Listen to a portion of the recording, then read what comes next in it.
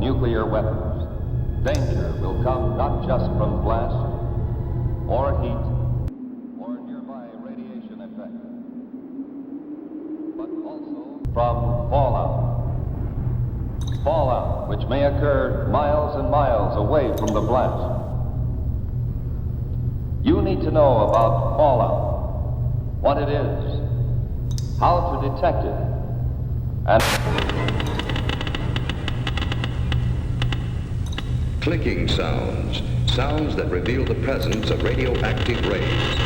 The instrument, a Geiger counter, is converting radioactivity into sounds we can hear. This radioactivity is coming from a small piece of